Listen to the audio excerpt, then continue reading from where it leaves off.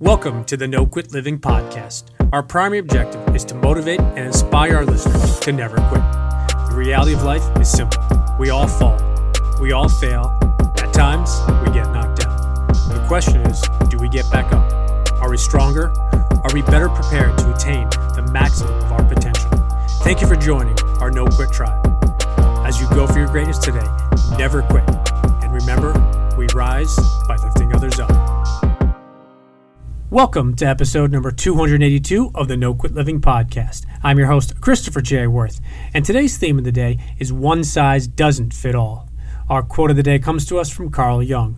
The shoe that fits one person pinches another. There is no recipe for living that suits all cases.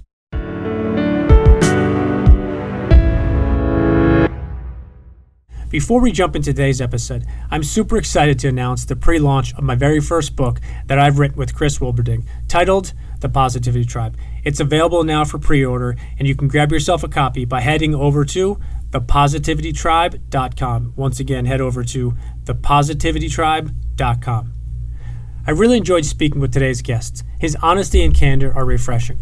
Brian Levenson brings a lot to our conversation, and I hope you enjoy today's episode. Brian, I'd like to welcome you to the No Quit Living podcast. Thanks for having me, Chris. We chatted on the phone for a while, and I remember it was nice out, and I was going for a nice walk, and the birds were chirping, and we're not doing ours over the phone right now, but hopefully we can have a similar conversation to what we had a few weeks ago. Awesome. So the first question I ask everybody is, are you ready to positively impact at least one person today? I'm smiling. Look, I'm looking over your shoulder right now, and it says positive anything is better than negative nothing, I think. Yes, sir. I struggle with positivity, Chris. I'm going to be just blunt about it, honest about it. Like I tend to be a positive person, optimistic person. I believe in the science of optimism. And I think it's important to be real with people. And like the reality is, as we're recording this, we're still in a pandemic. We still have all kinds of economic challenges, and we have really tough racial conversations that we're all having right now. And so my answer to you is, of course, like I love smiling at people and getting a smile back. One of my favorite things is just to wave to people, have them wave back. I live in an urban environment, and sometimes in cities, people don't wave to each other. And I love smiling, saying hello, waving to each other, and infecting people with energy. But I also know people are hurting right now. And so I want to be there for people, be open, be honest with them. And I think sometimes if you're just a cheerleader when people are really hurting, it can have a negative impact. So I think that's a more in-depth answer than maybe you were looking for, but that's sort of how I think about it.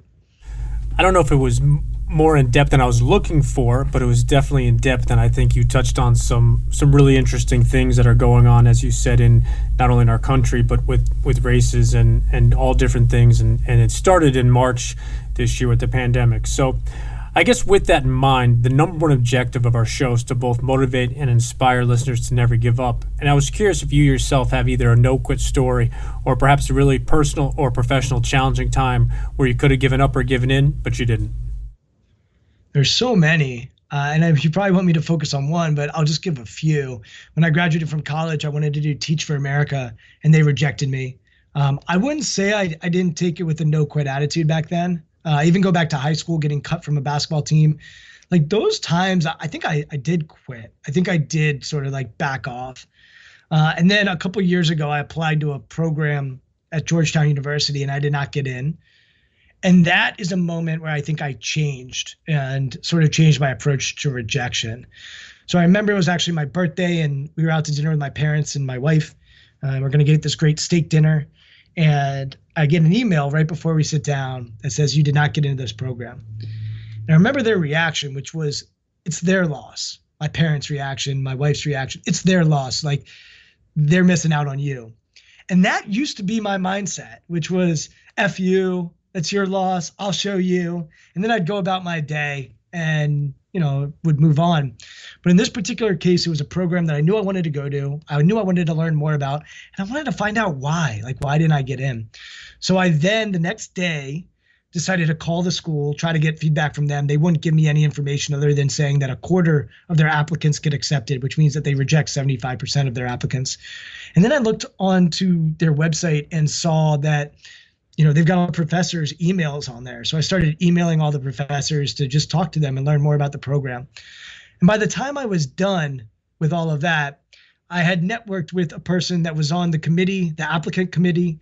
I got a recommendation written from one of the founding members of the program. And I had spoken to another professor who gave me some insight into what they look for in the recommendation process. So I look at that moment as a big teaching point for myself to say, like, when you get rejected from something, seek out the feedback, see it as an opportunity to learn about yourself, reshape how you think about it. And I think since then, when I do get rejected now, I really do try to find out why and try to understand more. And as a result, sometimes I then pursue it, sometimes I don't, but at least then I'm armed with some information to figure out what my next steps might be. I think that's a really, really key point that you touched on is if and when you get that rejection or if and when you encounter failure, there are one of two ways, like you said, they'll, forget them, I'll show them, or you kind of just move on. But I think the underlying perspective that you briefly touched on is trying to understand why. Now, it doesn't mean obviously that you're going to love the answer or you might agree with it, but I think it's about learning. It's about trying to better understand. And to your point, if and when you have another opportunity down the road, you'll have a better understanding of maybe what they're looking for or maybe the type of things to answer or how to really put that out there. So I'm really glad that you touched on that. I wanted to ask if you wouldn't mind just telling our listeners a little bit about who you are today and what you do. Yeah. So, and just to piggyback off that last comment, like I look at how we handle adversity. We can be a victim, we can be a survivor, we can be a thriver. A victim says, why me? A survivor says it is what it is. A thriver says, watch this. And so I think for a lot of my years, I was, sort of, well, why me / survivor? It is what it is. Whereas today it's like, okay, I accept that happened. And now what can I do about it? And I try to be a thriver as much as possible. It's not to say there aren't times where I'm not a victim. If I lose a family member or something tragic happens, like saying why me is actually can be effective and useful, but I try to always move toward thriver. So that's just a framework that's helped me and hopefully can help your listeners. As far as my background and why I even think about this stuff, I started out my career in sports psychology as a mental performance coach, worked with all kinds of athletes and teams over the last decade. Been really fortunate to work with professional athletes, professional teams, college athletes, college teams, and high school and amateur athletes as well. Over the years, I started to do executive coaching. And so today, my business is probably 50% executive coaching and working with companies and organizations, and 50% working with athletes on the mental side of performance. Awesome. I love that. And obviously something right up our alley, which is why I think you and I were initially connected, have a lot of synergy. Interesting question I ask everybody, and I'm curious to get your answer, is if you had to define yourself, but you could only use one word, what word would you pick?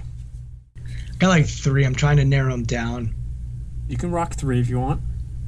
Yeah, curious was the first word that came to mind for me.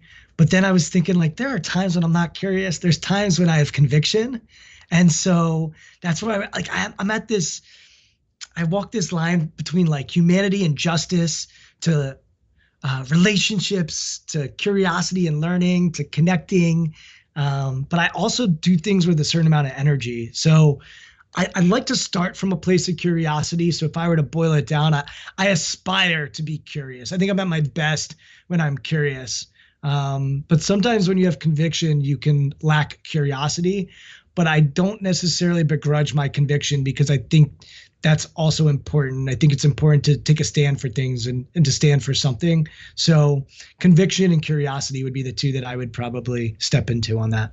I think it's important. And I think it's an interesting question because there is no right or wrong answer. And I think a lot of people have been asked a similar question, but when you have to pick one word, I think it's always fun to listen to the guest because I think they have either a quick response right away or sometimes it's, well, it's this one or that one. And I like to keep you on your feet a little bit. So one of the things we've dissected a lot over the last year or 2 is the importance of routines. And I was curious if you yourself have a morning routine that you swear by.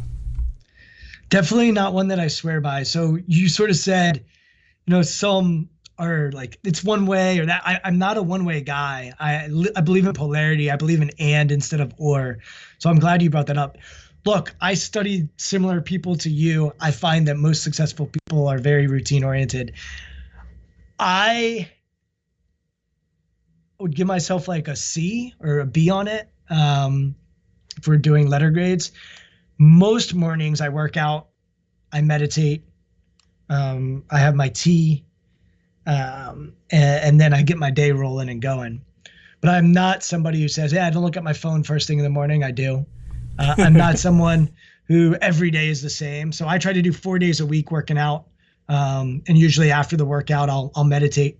Those would be the two things that I typically do. I am somebody who's good at playing. I'm good. I was thinking about this before we had this conversation today. I could benefit from a better morning routine and a better evening routine. I think I'm better off when I do those things, but I love agility. I love creating. And so if there's something new that grabs my attention, I can go down a rabbit hole. I find that I could benefit from routine, but I would not say I am a master of habit and routine like many of the people I interview. I think my gift is more in the playing and creating and innovating. There's work to be done there for sure. I like how you touched on that last part is there's work to be done there. And I know that we have interviewed some similar people, and we obviously work with similar people as far as executives down to athletes. And I think the one word I always take away is consistency. And the reason I like the question about asking about a routine is there's typically not somebody that we speak to and they say, oh, for the last 1,436 days, I've done my morning routine exactly like this. And I think the interesting perspective is things have changed a lot over the last few months during this pandemic, and whether it's gyms being shut down or transportation to and from work or school. So I think the interesting perspective is, and why I like that question is it's not about perfection. It's not about you have to do it a certain way. And why I love asking the question to people from all walks of life is I always find different ideas or suggestions, but you mentioned something that is really important. It's the morning routine as well as the evening routine.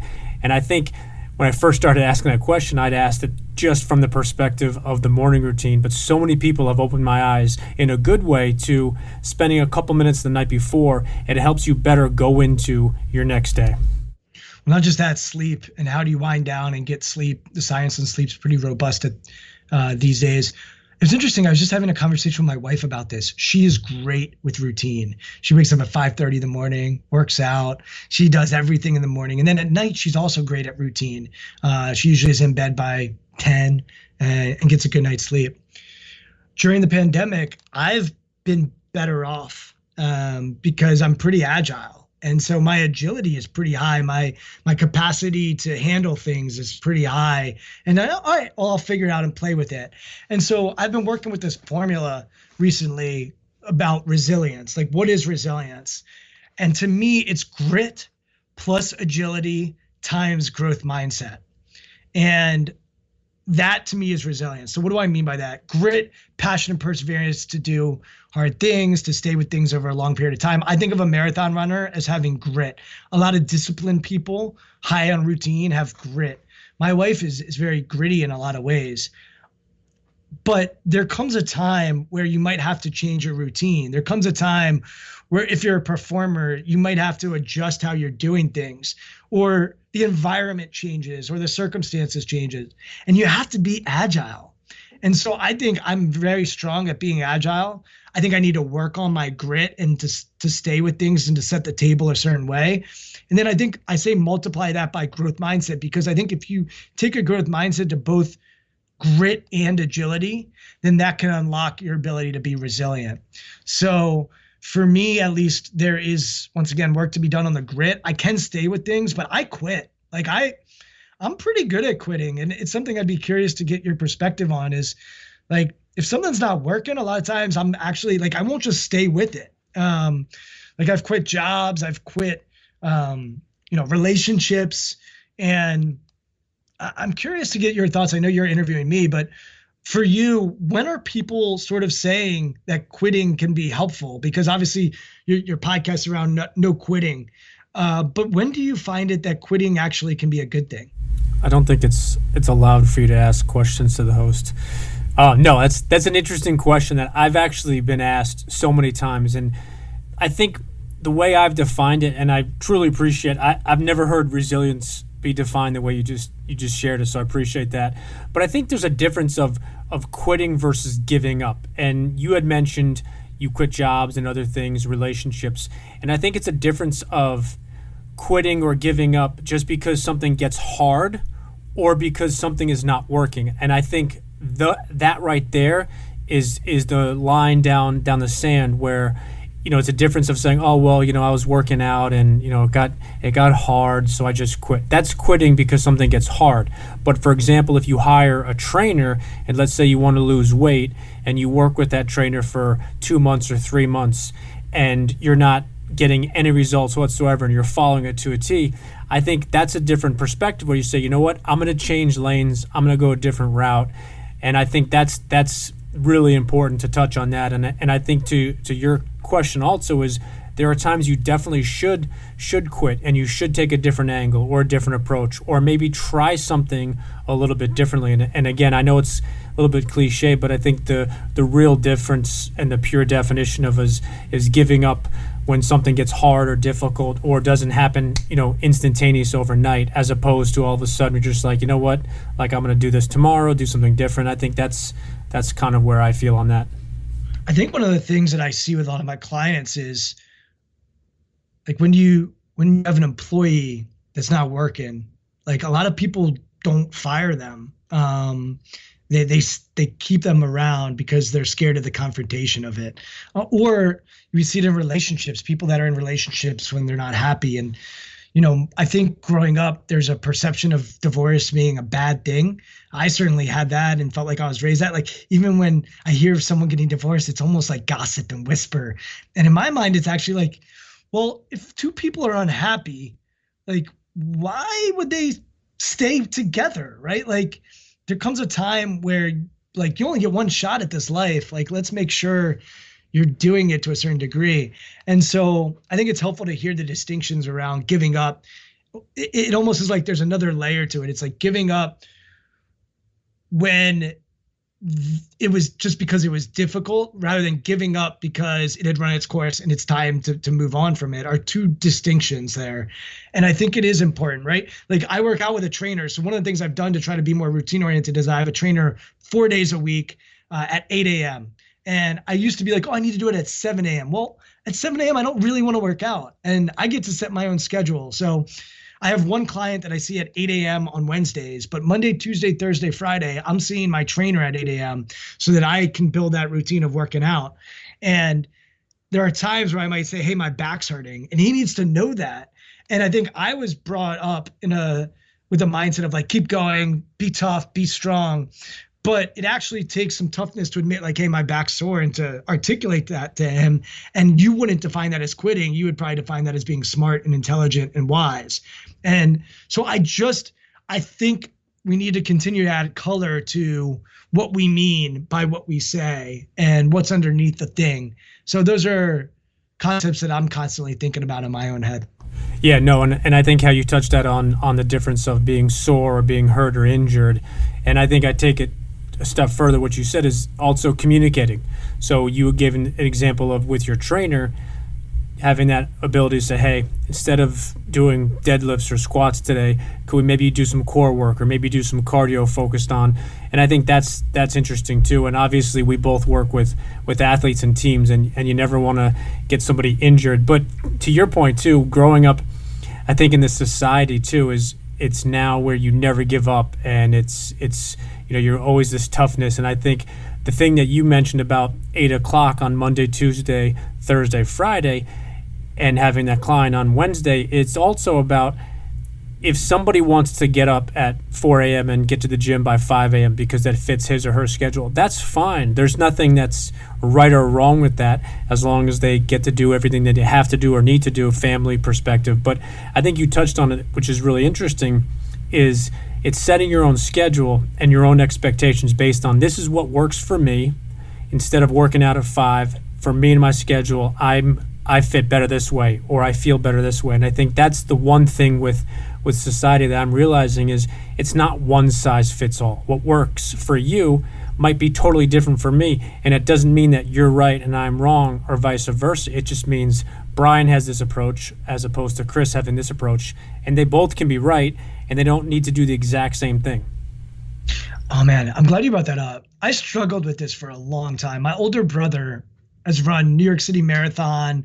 Like, he's a morning riser, he's a beast. And in my mind, I'm like, wow, he's really disciplined and all this stuff. And am I lazy, right? Am I lazy that I'm not waking up at 5:30 in the morning and going for a 10-mile run? And my wife, once again, like, she wakes up at 5:30. She's a beast. And I look at her, I'm like, man, how do you do that?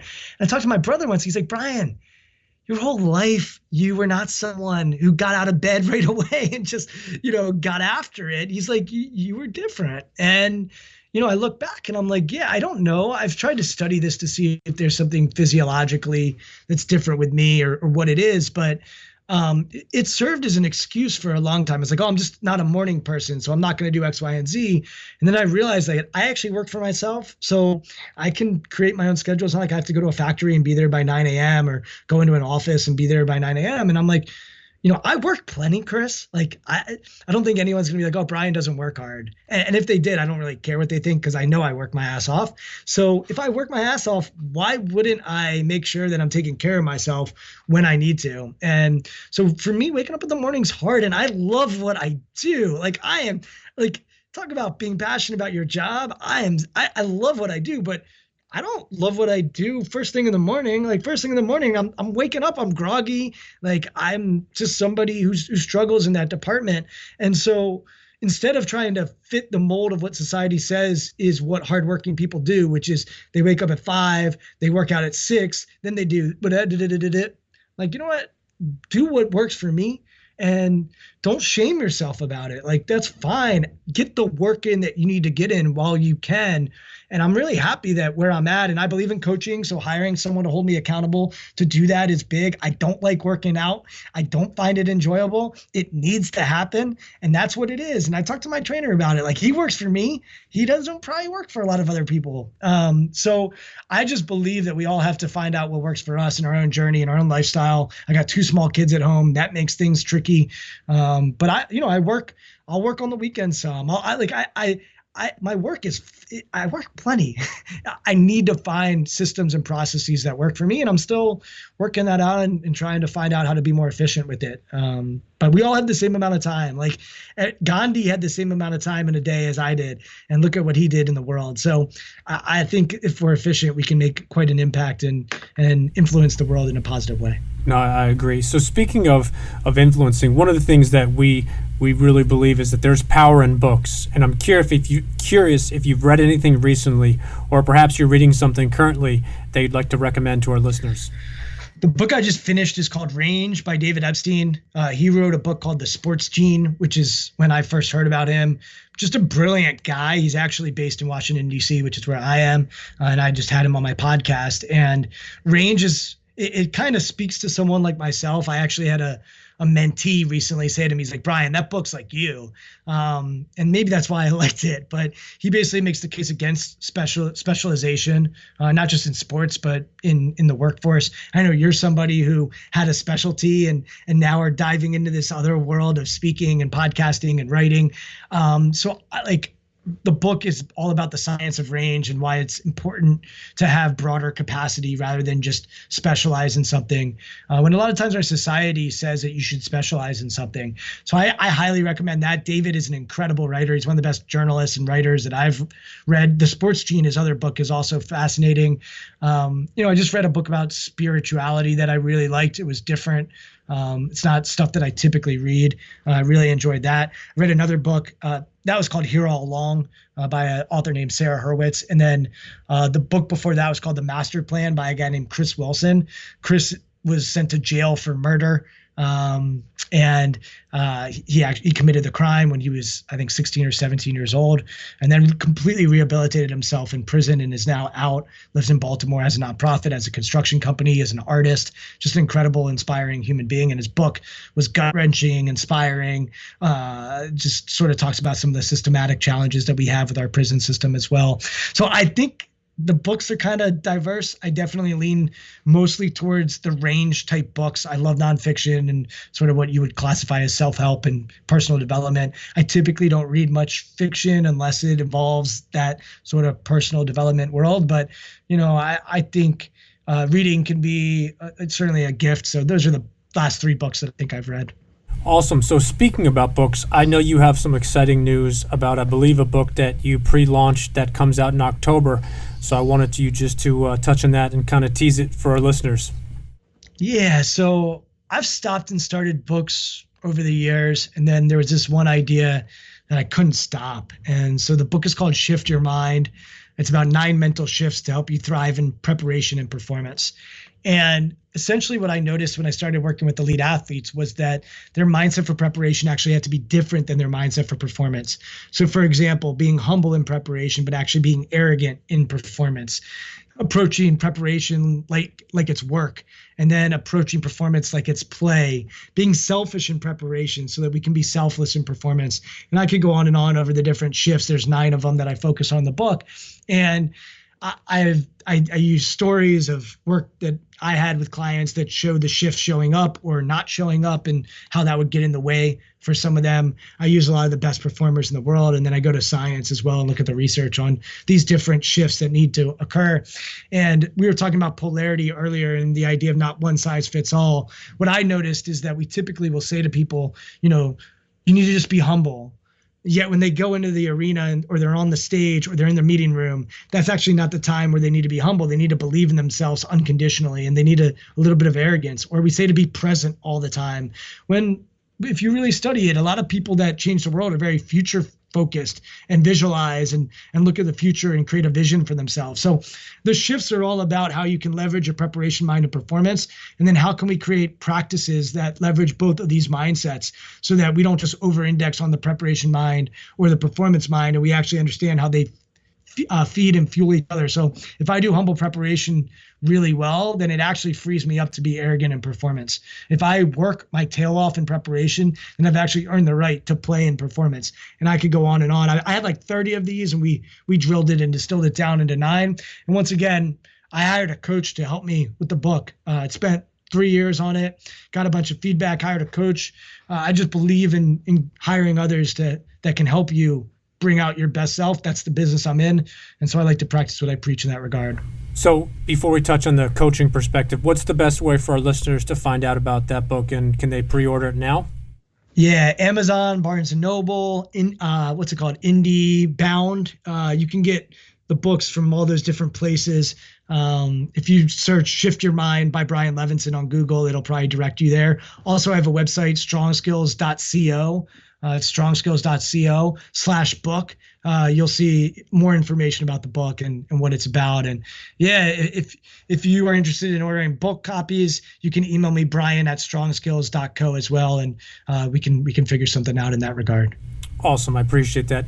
And just want to touch on one thing that you mentioned before that is, you've, I think, said it now twice, is the importance of hiring a coach. And yes, you're a coach yourself, as I am. And I think that's something that I didn't fully understand early on when I started working with people, and then all of a sudden other coaches were saying, oh, well, I have a coach for this, and I have somebody, and I realized that I used to look at it almost as a weakness, let's say, where, well, I don't need a coach. I can just put my head down and write a book. And you had mentioned you had started a couple different books along the way.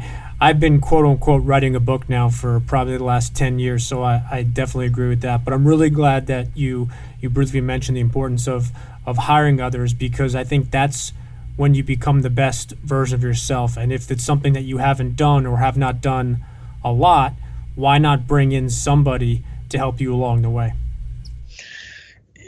Yeah, I mean, I've gone to therapy. If I were to break down all the different things I've tried to do to help, I tore my ACL 5.5 years ago. So the amount of people I've seen for that is way too many. But look, I think first of all, I just believe in coaching in general as the idea of we all are where we are, and hopefully we're developing a vision for where we want to go. And a coach can just help you get from where you are to where you want to go. And for me, the people that I serve, it's either a combination of helping them with some mental skills to help them perform and really help them unlock their potential, or it's about seeing new possibilities.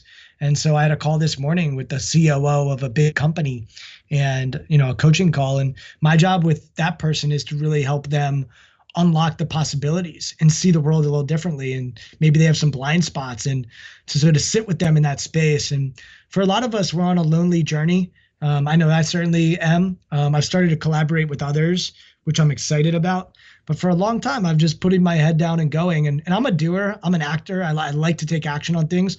And I think there's a time to just take action on things and to just go and then learn. But there are other times where you need to take a step back and maybe take a look at how you can be more strategic and more thoughtful. And in those instances, a coach can be great. For me, working out, I know that that's something, as I said, I don't like to do. It's not something I'll prioritize. It's easy to not do it. So for me, that's a big piece of accountability.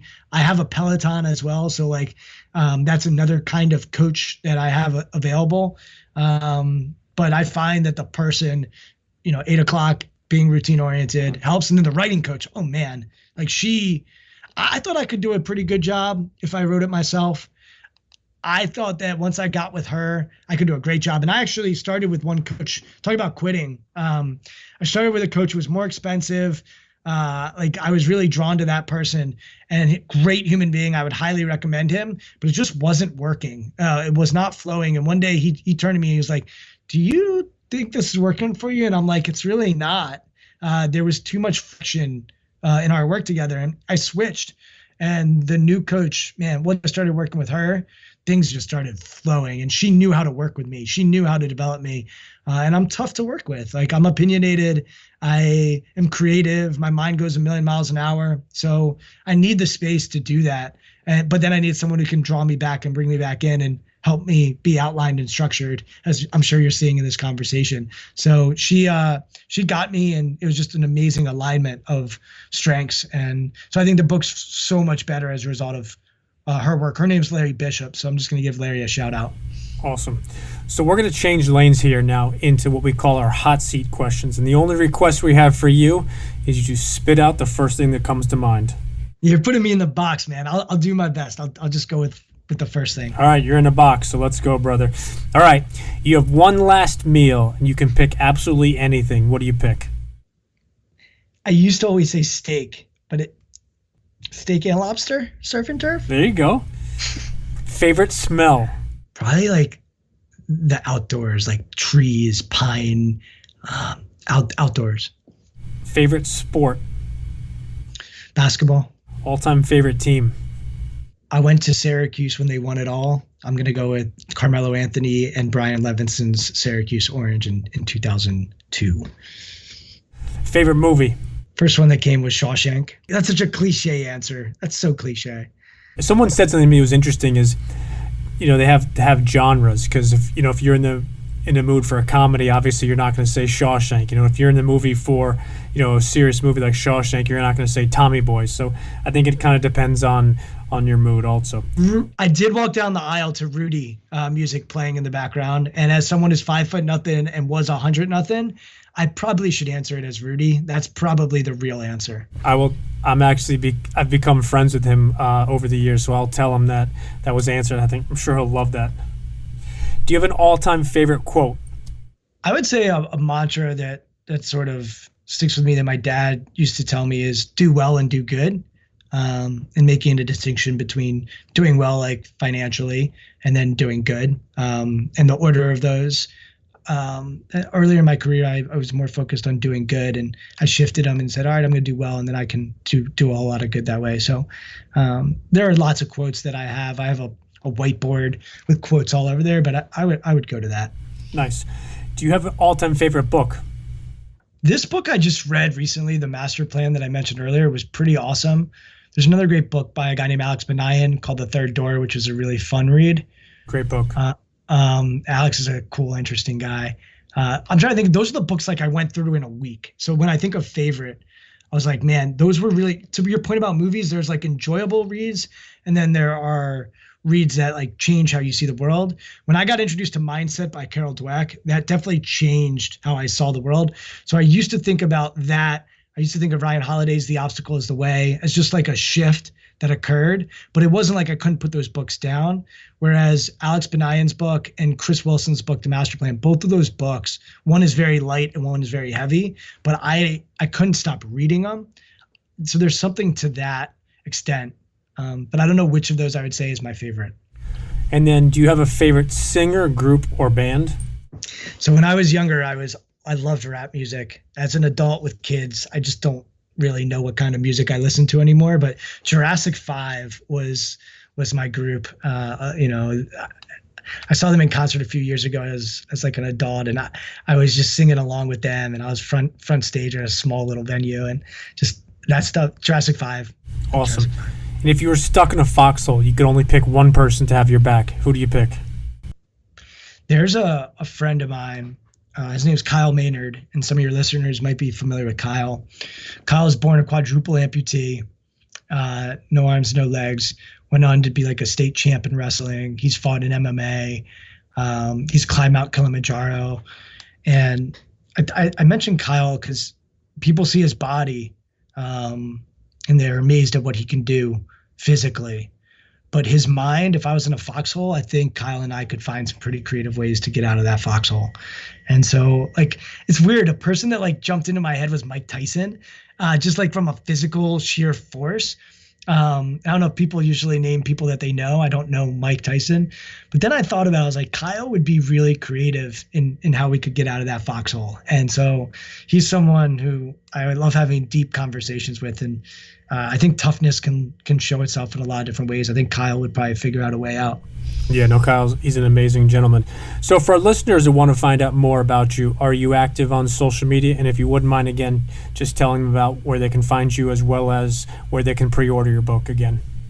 Twitter is my jam. Love Twitter. I'm at Brian Levenson. And LinkedIn is another place I like to be active on. Once again, my name, Brian Levenson.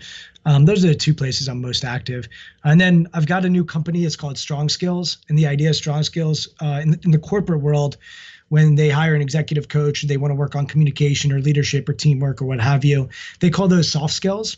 And coming from sports, like being soft is just not really a positive. You get cut if you're soft. You get fired if you're soft.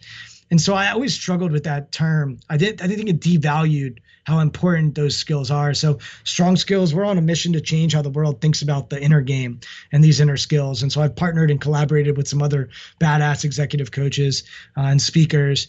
And so strongskills.co is our website. We just launched it. And over there, you can find out the book. You can find out pretty much everything that I'm up to. My podcast is called Intentional Performers. You can check that out there as well. So yeah, I know you're going to come on the podcast as well. So looking forward to chatting with you and flipping the mic around. I don't ask as tough of questions as you do. So, but Strong Skills is where you can find us and find myself and what I'm up to. Awesome. And then last question for you is if you have any parting words you'd like to leave with our listeners today. I would look into the power of polarity. So you probably heard me struggling with some of your questions. And I think the reason is I very rarely think of one size fits all. I very rarely think of like one word answers. It's not to say that they aren't important and they aren't valuable. I think they are. I think once again, you have to have conviction in some things and know exactly where you stand. What's cool about polarity is it's all about the power of and. And so how do you have a growth mindset and a fixed mindset? Like where can you come out on that? And I love playing in that space. And I would just encourage, a time where it seems like we continue to move further and further away from each other, where you have politics and verbiage and words and everyone's got an opinion. I find myself becoming more and more interested in polarity and having empathy for different sides of different people.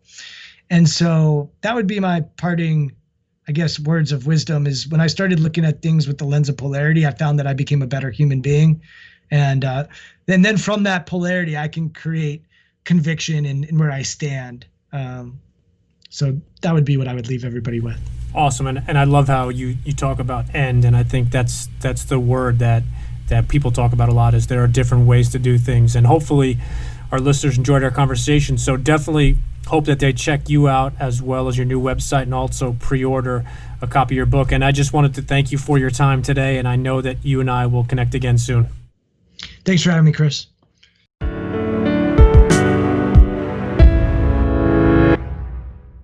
Thank you for listening to episode number 182. I appreciate Brian sharing so openly today and being both very thoughtful and intentional with his answers. Brian touched on the fact that one size doesn't fit all quite a few times, as well as the power of end. So my challenge to you today, don't ever be afraid to be yourself. It might not be easy, simple, or quick, but it'll definitely be worth it. And remember, we rise by lifting others up. And lastly, to our listeners, thank you. We truly appreciate your time, and we hope our episodes inspire you to keep on attacking life and never giving up. To quote Dr. Norman Vincent Peale, it's always too early to quit.